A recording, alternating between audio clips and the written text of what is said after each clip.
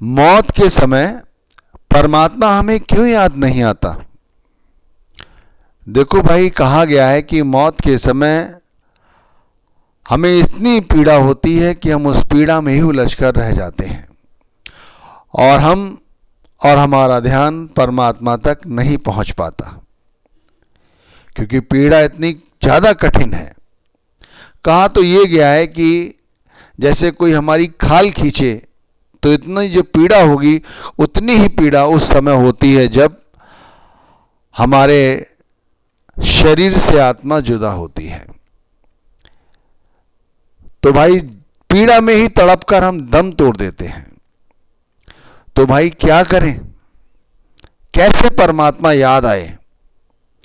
क्योंकि कहा गया है कि जब मृत्यु आती है तो मृत्यु से पहले ही मृत्यु की आहट हमें समझ आने लगती है।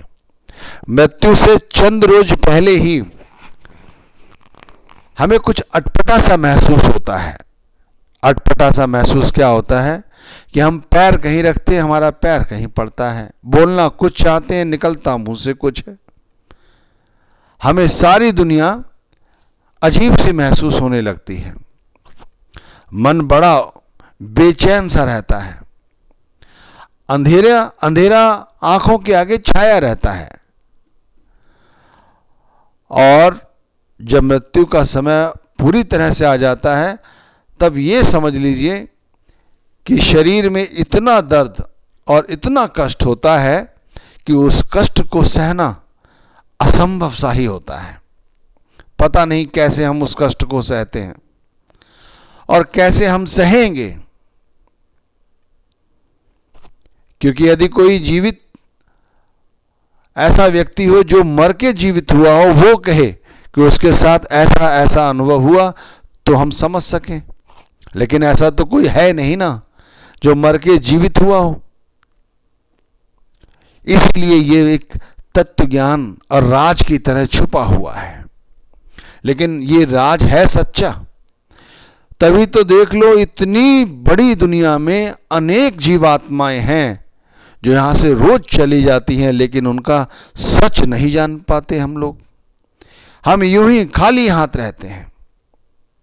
लेकिन एक बात और भी सच है, कहते हैं जो पाप कर्म करते हैं उनको जाते समय अत्यधिक कष्ट महसूस होते हैं, उन्हें अनेक कष्टों का सामना करना पड़ता है।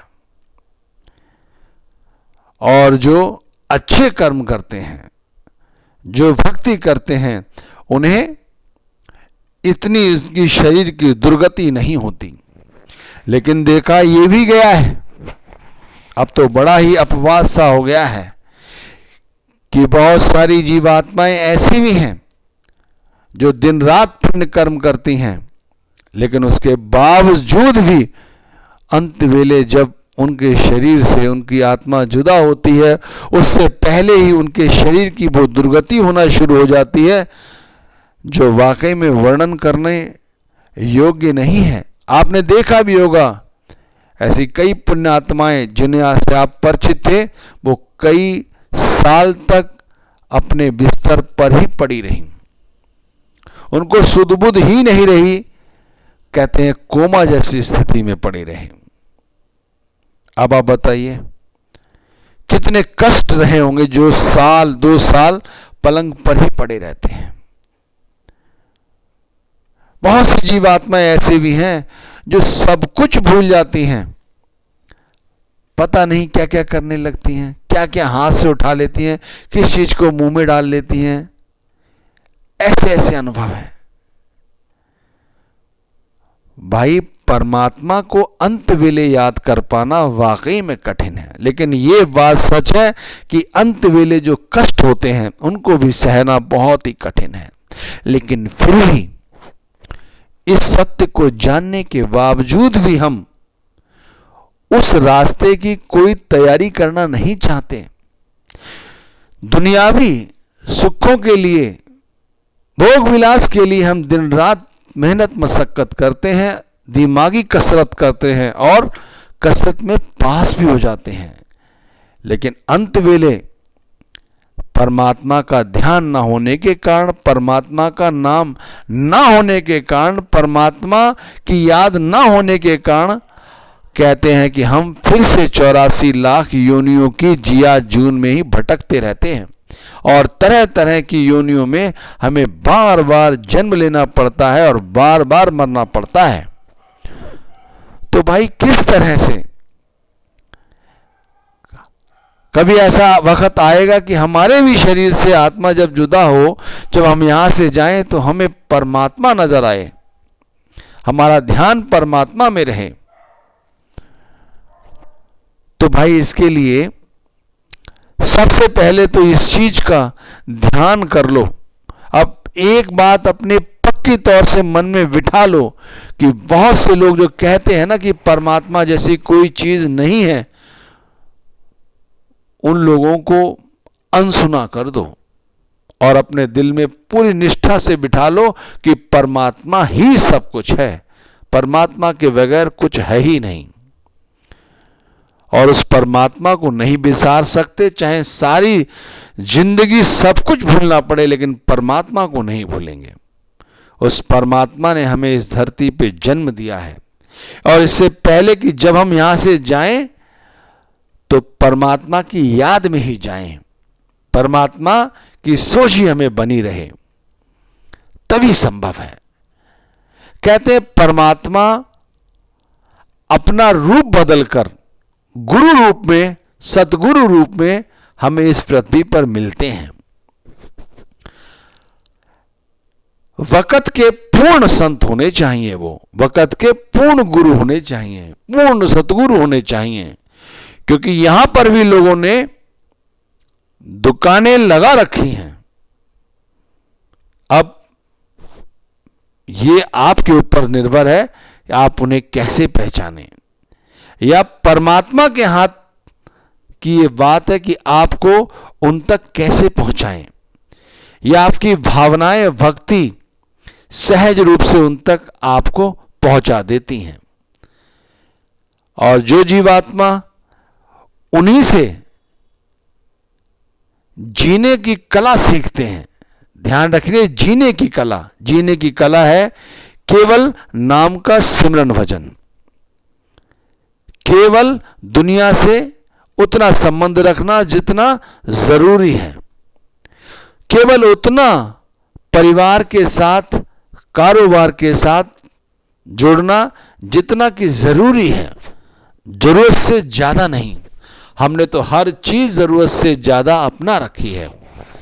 कारोबार तो जरूरत से ज्यादा बढ़ाने की कोशिश करते हैं, धन तो जरूरत से ज्यादा इकट्ठा करने की कोशिश करते हैं, अपने बच्चों को संसार से सबसे अच्छे बच्चे बनाने के लिए हर तरह की एजुकेशन, ये वो सब, ये सब नहीं होना चाहिए।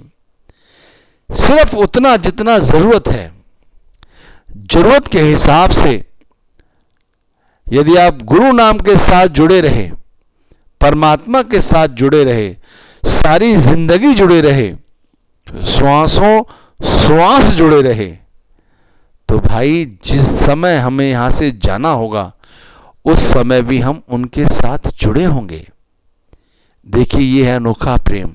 और यदि उस समय हमारे शरीर को कोई पीड़ा होती है और हमारा ख्याल उस ओर जाता है, तो वो परमात्मा हमारे ख्याल को उस ओर नहीं जाने देता। कैसे नहीं जाने देता?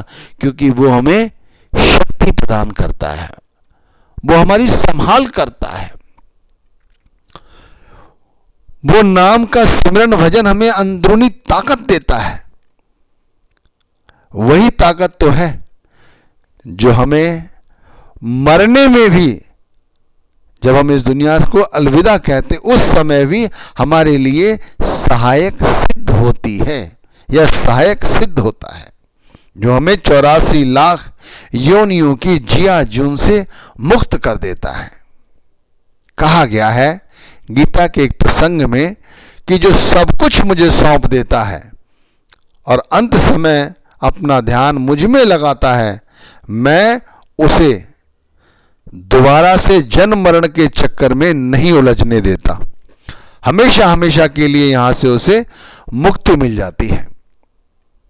भाई इसीलिए मौत के समय हमारा ध्यान परमात्मा में नहीं रहता, क्योंकि हम सारी जिंदगी धन दौलत के विषय में ही फंसे रहते हैं।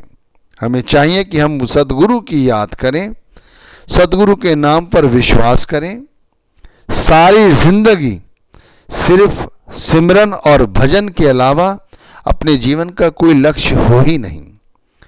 हमेशा ध्यान रखें सद्गुरु का, सद्गुरु के सूक्ष्म शरीर का, सद्गुरु की आंखों का, और ये ध्यान हमें उस लोक